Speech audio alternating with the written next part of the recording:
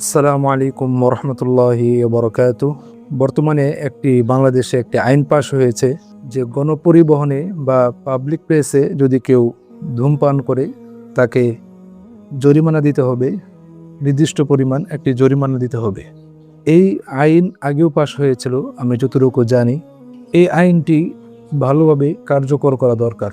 এই বিষয়টা নিয়ে আগেও কথা বলেছি, কিন্তু আবারও কথা বলছি, আবারও এই একই বিষয়ে আলোচনা করছি। এর কারণ হচ্ছে, দেখুন, যে অপরাধটা আমরা নীরবে করি, নির্জনে করি, একাকীভাবে করি, সেই অপরাধ নিয়ে, সেই বিষয়টা নিয়ে আমরা তেমন কথা বলি না বা বলবো না। কারণ আমরা যে বিষয়টা জানি না, একজন একটা অপরাধ করে ওই বিষয়টা আমার জানা নেই, তো ওই সব বিষয় নিয়ে, ওই সকল অপরাধ নিয়ে তো আমরা কথা বলবো না, এটাই স্বাভাবিক। কিন্তু যে অপরাধটা প্রকাশ্যে করা হয়, সকলের সামনে করা হয়, এবং যে অপরাধের কারণে অন্যরা প্রভাবিত হয়ে তারাও এই অপরাধের সঙ্গে জড়িত হয়, সামাজিক ক্ষতি হয়, পারিবারিকভাবেও অন্যান্য সদস্যরা তার থেকে প্রভাবিত হয়ে সেই অপরাধের সাথে যুক্ত হয়ে যায়, তখন কিন্তু ওই বিষয়টা নিয়ে, ওই অপরাধটা নিয়ে কথা বলা জরুরি হয়ে পড়ে, সকলকে সতর্ক করার জন্য।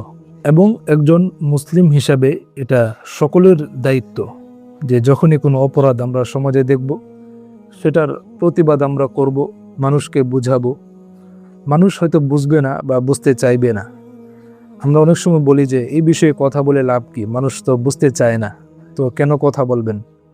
তো দেখুন, বিষয়টা হচ্ছে কি, আমরা কথা বলবো, মানুষকে বুঝাবো, সে আমল করলো কি করলো না সেটার দায়িত্ব আমাদের না, সেটার দায়িত্ব প্রত্যেকের ব্যক্তিগতভাবে। সে যদি জানার পরেও, বোঝার পরেও, তার কাছে দাওয়াত পৌঁছার পরেও যদি সে না মানে, সেটার হিসাব সে আল্লাহ তাআলার কাছে দিবে। তো আলেমরা যখন কোনো বিষয়ে কথা বলেন, আমরা আলেমদেরকে শত্রু মনে করব না। আমার একটি অপরাধ নিয়ে, আমার একটি বিষয় নিয়ে আলেমরা কথা বলছেন, যদি আমি সেটা মেনে চলি, সেটা আমার জন্যই মঙ্গলজনক হবে। যেমন নাকি একজন ডাক্তার যদি রোগীর ভালোর জন্য পরামর্শ দেন, রোগী যদি বলে যে না, আপনি যে পরামর্শ দিয়েছেন সেটা আমার পছন্দ হয়নি, এই রোগীকে মানুষ যেমন পাগল বলবে, ঠিক তদ্রূপ ধর্মীয় ক্ষেত্রে, দ্বীনের ক্ষেত্রেও যদি কোনো আলেম ভালো একটি পরামর্শ দেন, আমরা সেই পরামর্শ শুনে যদি বলি যে না, এটা আমার মন মতো হয়নি, আমার পছন্দ হয়নি, তাহলে আমাকেও কিন্তু মানুষ পাগল বলবে, বোকা বলবে। যে অপরাধের কারণে শুধুমাত্র নিজের ক্ষতি হয় না, বরং আশপাশে যারা আছে সবার ক্ষতি হয়, সমাজের মানুষের ক্ষতি হয়, পরিবারের সদস্যদের ক্ষতি হয়, এবং নিজের ব্যক্তিগত অনেক ক্ষতি হয়, বিভিন্ন রোগে আক্রান্ত হতে হয়, এইরকম একটি অপরাধের মধ্যে একটি অপরাধ হলো ধূমপান করা। এই ধূমপান যারা করে, অনেকের ক্ষেত্রে তো এমন হয় যে প্রথমে লুকিয়ে করে, এরপরে প্রকাশ্যে করে। ধূমপান এটা কিন্তু একটা অপরাধ, এটা মানুষ প্রকাশ্যে করছে। বলুন তো কেন করছে? একজন মানুষ যখন গুনাহ করে, গুনাহ করতেই থাকে, গুনাহ করতে করতে এক সময় এমন হয় যে গুনাহ তার কাছে গুনাহ মনে হয় না, বরং গুনাহ একটা স্বাভাবিক বিষয় মনে হয়। এমন যখন হয়ে যায়, তখন মানুষের লজ্জা কমে যায়। আর লজ্জা কমে গেলে একটা মানুষ যা ইচ্ছা তাই সে করতে পারে। যে মানুষটা যা ইচ্ছা তাই করে, খোঁজ নিয়ে দেখবেন যে ওই মানুষটার লজ্জা নেই। এই ধূমপান করার কারণে আপনি নিজের তো ক্ষতি করছেন, আপনার কারণে মানুষ রাস্তাঘাটে চলতে পারছে না, আপনার কারণে পরিবেশ দূষিত হচ্ছে, মানুষের রাস্তাঘাটে চলতে কষ্ট হচ্ছে। আমি ব্যক্তিগতভাবে রাস্তায় যদি কখন কাউকে দেখি ধূমপান করতে, এবং তার কারণে যদি আমার কষ্ট হয়, আমি সেটা বলার চেষ্টা করি যে ভাই, ধূমপান করছেন, একটু আড়ালে করলে মনে ভালো হয়, আপনার কারণে আমাদের কষ্ট হচ্ছে। কোনো গাড়ির ড্রাইভার যখন গাড়িতে উঠি ধূমপান করে, বা গাড়িতে অন্য কোনো যাত্রী, এমনিতেই তো যাদের মধ্যে ভদ্রতা আছে, সভ্যতা আছে, আদব আছে, এমন লোক আমাদের মতো আলেমদেরকে দেখলে ধূমপান করা ছেড়ে দেয় বা তাড়াতাড়ি করে শেষ করে দেয়। কিন্তু দুঃখের বিষয়, কিছু অভদ্র, অসভ্য মানুষকে, কিছু বেয়াদব টাইপের মানুষকে দেখতে হয় যে আজকাল এদের লজ্জা শরম এতটাই কমে গেছে যে আমি দুঃখ প্রকাশ করছি যে এত কঠিন শব্দ ব্যবহার করছি, এই জন্য। আলেম দেখলেও তাদের লজ্জা শরম হয় না, এই ধূমপান তারা ছেড়ে দেয় না। তো এই ধূমপান করার কারণে কিন্তু ভাই আপনি নিজের একা ক্ষতি করছেন না, আশপাশে মানুষের ক্ষতি করছেন, পরিবেশ দূষিত করছেন। এটা এক ধরনের মানুষের উপর জুলুম করা হয়। এটা আমার কাছে মনে হয় ব্যক্তিগতভাবে। যদি আপনি একান্ত ধূমপান করেন, আপনি এটা একা কীভাবে করবেন? রাস্তাঘাটে ধূমপান করার চেষ্টা করবেন না। দোকানে বিভিন্ন ধরনের খাবারের আইটেম থাকে, অনেক মানুষ এই খাবারগুলো যখনই খেতে যাবে, যখন দেখে যে এরকম আপনার মতো কিছু অভদ্র টাইপের, অসভ্য টাইপের, যার লজ্জা শরম কিছু নাই, এমন লোকগুলো যখন দোকানে বসে বসে ধূমপান করে, ওই মানুষগুলো অনেক ক্ষুধা থাকা সত্ত্বেও দোকান থেকে কিছু ক্রয় করে খাওয়ার সাহস করে না। তো আপনার কারণে মানুষের কষ্ট হচ্ছে। আপনি এই অপরাধটা, এই কাজটা আপনি প্রকাশ্যে কেন করবেন? আপনি করেন, আড়ালে করেন। উদ্বুদ্ধ করছি না, উৎসাহ দিচ্ছি না যে আপনি আড়ালে ধূমপান করতে পারবেন বা করেন, কিন্তু যদি করেন আপনি একাকীভাবে করেন। প্রকাশ্যে কেন করবেন? মানুষকে কেন আপনি কষ্ট দিবেন? আপনি একজন নিজেকে মুসলমান হিসেবে দাবি করেন। আল্লাহর রাসূল বলেছে, যে নিজেকে মুসলমান হিসেবে পরিচয় দেয় তার থেকে অন্যান্য মুসলমানরা যেন নিরাপদে থাকে। যদি আপনার থেকে অন্যান্য মুসলমানরা নিরাপদে থাকে, তবে আপনি একজন মুসলমান বলে নিজেকে পরিচয় দিতে পারেন। কিন্তু আপনার কারণে যদি অন্যান্য মুসলমানরা কষ্ট পায়, তারা নিরাপদে থাকতে না পারে, তাহলে আপনি নিজেকে একজন মুসলমান বলে পরিচয় দিতে পারেন না। রাষ্ট্র এই আইন করেছে, রাষ্ট্র তার জায়গা থেকে সে চেষ্টা করবে সমাজকে সুন্দর করার জন্য, মানুষকে সঠিক দিক নির্দেশনা দেওয়ার জন্য। কিন্তু একটি সমাজকে সুন্দর করতে হলে কিন্তু রাষ্ট্র একা পারবে না। সব সময় রাষ্ট্রের যারা দায়িত্বশীল এসে আপনাকে বলতে পারবে না যে আর ধূমপান করছো, তুমি জরিমানা দাও। সব সময় রাষ্ট্রের দায়িত্বশীলরা এসে আমাকে সতর্ক করবে না। আমাদের আশপাশে এই লোকগুলোকে সংশোধন করার জন্য, এদেরকে প্রতিহত করার জন্য, এদের বিরুদ্ধে প্রতিবাদ করার জন্য আমাদের সবাইকে সোচ্চার হতে হবে। আমরা প্রত্যেকে প্রতিবাদ করব। সমাজের এই প্রত্যেকটা অপরাধের বিরুদ্ধে যদি আমরা দাঁড়াই, আস্তে আস্তে সমাজের সব অপরাধগুলো শেষ হয়ে যাবে, চলে যাবে। কিন্তু আমরা নিজেরা প্রতিবাদ করি না, এ কারণে সমাজে দিন দিনে অপরাধের প্রবণতা বেড়ে যাচ্ছে। যেমন ধরুন, রাস্তাঘাটে একজন মহিলা বেপরদাভাবে চলছে। আমরা যদি একদিন শুধু প্রতিবাদ করি যে এই এলাকায় এই রাস্তা দিয়ে বেপরদাভাবে কোনো মহিলা চলতে পারবে না, একদিন এমন প্রতিবাদ করলে পরের দিন দেখবেন দোকানে বোরকা কেনার জন্য মহিলারা ভিড় জমাচ্ছে। মহিলারা বুঝতে পারবে যে আমার সম্মান রক্ষা করার জন্য হলেও, মানুষের কথা শোনা থেকে বাঁচার জন্য হলেও আমাকে বোরকা পরতে হবে। তো এরকম একটা অপরাধের কথা আমি বললাম, এরকম প্রত্যেকটা অপরাধের বিরুদ্ধে যদি আমরা সোচ্চার হই, আমরা যদি প্রতিবাদ করি, প্রতিটি অপরাধ সমাজ থেকে বিলুপ্ত হয়ে যাবে।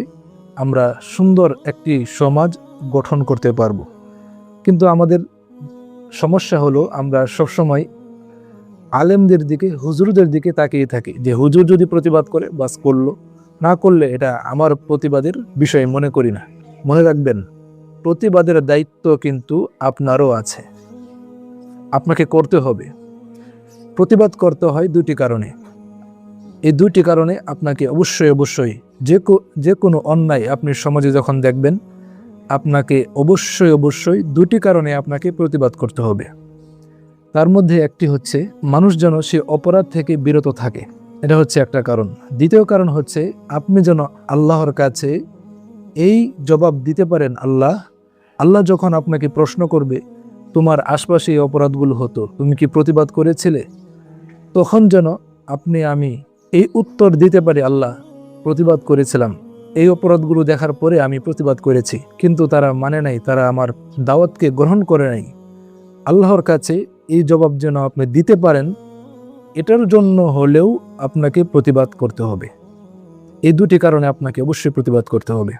সর্বশেষ এই ধূমপানের বিষয়ে দুটি কথা বলবো। একটি হচ্ছে, এই ধূমপান করা কিন্তু এক ধরনের আত্মহত্যা করা। বিড়ির প্যাকেটে, সিগারেটের প্যাকেটের মধ্যে কিন্তু লেখা থাকে যে ধূমপান স্বাস্থ্যের জন্য ক্ষতিকর। এই ধূমপান করার কারণে আপনি তিলে তিলে নিজেকে ধ্বংস করে দিচ্ছেন, যেটা আত্মহত্যার শামিল। আল্লাহ তাআলা বলেছে তোমরা নিজেদেরকে ধ্বংস করে দিও না, হ্যাঁ, হত্যা করো না নিজেদেরকে। তো আপনি নিজেকে তিলে তিলে ধ্বংস করে দিচ্ছেন, আত্মহত্যা করছেন। এই আত্মহত্যার করার কারণে আপনাকে জাহান্নামে যেতে হবে। অতএব আমার এই ভিডিওটি যদি কোনো ধূমপানকারী ভাই দেখে থাকেন, আপনাকে আমি অনুরোধ করব এই ধূমপানের এই বদ অভ্যাস ছেড়ে দেন। জানি আপনার কষ্ট হবে, কিন্তু আল্লাহকে খুশি করার জন্য, আল্লাহ খুশি হবে এটার জন্য আপনি ছেড়ে দেন।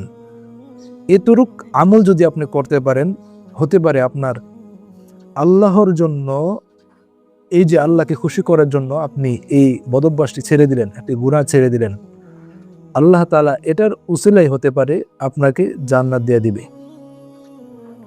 আপনি আল্লাহর কাছে এই বিষয়টা পেশ করতে পারবেন, আল্লাহ আমি তো তেমন আমল করি নাই, যে পরিমাণ আমল করলে পরে আমি জান্নাতে যেতে পারবো, জান্নাতে যাওয়ার যোগ্য আমি হব, এমন আমল করতে পারি নাই, কিন্তু আল্লাহ আমি আপনাকে সন্তুষ্ট করার জন্য আমি একটি বদ অভ্যাস, একটি অপরাধ ছেড়ে দিয়েছি। আল্লাহ তাআলা হতে পারে সেই দিন আপনার এই বিষয়টির কারণে আপনাকে জান্নাত দান করবেন। আরেকটি বিষয় হচ্ছে, এই ধূমপান আপনি করছেন, এই ধূমপান করতে হয় আগুনের মাধ্যমে, আগুন দ্বারা। কেমন যেন আপনি আগুন খাচ্ছেন। এই অবস্থায় যদি আপনার মৃত্যু হয়ে যায়, আপনি আল্লাহর কাছে কি জবাব দিবেন? আল্লাহ যদি বলে বান্দা আমি তোমাকে জান্নাত দিতে চাচ্ছিলাম, কিন্তু দুনিয়াতে যেহেতু তুমি আগুন পান করেছিলে, সেটা তোমার কাছে প্রিয় ছিল, তো আজ তুমি জাহান্নামে চলে যাও, তখন আপনি আল্লাহর কাছে কি উত্তর দিবেন? কিছুদিন আগেই একটি মৃত্যুর খবর এসেছে আমার কাছে, যে ধূমপান করে করে তার ইন্তেকাল হয়েছে। বিষয়টি একটু খেয়াল করেন, ধূমপান করা অবস্থায় ওই লোকটির ইন্তেকাল হয়েছে। একটি মানুষ যদি স্বাভাবিকভাবে মারা যায়, আমরা আশা করতে পারি আল্লাহ তাআলা তাকে জান্নাত দান করবেন, কিন্তু একজন মানুষ যদি কোনো অপরাধের মধ্যে থাকা অবস্থায় তার ইন্তেকাল হয়, আল্লাহর কি ফাইসালা সেটা তো আমরা জানি না, কিন্তু স্বাভাবিকভাবে মনে হয় না সেই লোকটা জান্নাতে যাবে। এই জন্য যারা ধূমপান করেন, আমার এই ভিডিওটি যদি আপনাদের কাছে যায়, আপনাদের কাছে যদি আমার এই কথাগুলো আসে, পুরো ভিডিওটি আপনারা দেখবেন এবং আমল করার চেষ্টা করবেন। এই ধূমপানের বদ অভ্যাস ছাড়তে আপনাদের কষ্ট হবে, যে কোনো অভ্যাস ছাড়তে কষ্ট হয়, যে কোনো গুনাহ ছাড়তে অভ্যাস হয়। আপনি তো ছাড়বেন আল্লাহকে খুশি করার জন্য, আল্লাহর সন্তুষ্টির জন্য আপনি ছাড়বেন। তো যেহেতু আপনি আল্লাহকে খুশি করতে চান এবং একজন মুসলমান হিসাবে, মুসলমান সকল ক্ষেত্রে ইব্রাহিমী আদর্শ লালন করবে, যে সকল ক্ষেত্রে আল্লাহর সন্তুষ্টকে প্রাধান্য দিতে গিয়ে আমার কলিজার টুকরা সন্তানকে যদি জবাইও দিতে হয় সেটাও আমি করব, এমন ইব্রাহিমী চেতনা, আদর্শ আমাদের অন্তরে আমরা লালন করব, তবে আমরা সকল বদঅভ্যাস, সকল অপরাধ থেকে আমরা বেঁচে থাকতে পারবো ইনশাআল্লাহ। আল্লাহ তাআলা আমাদের সবাইকে, আমাকে সহ আমাদের সবাইকে সকল ধরনের অন্যায় অপরাধ থেকে বেঁচে থাকার তৌফিক দান করুন।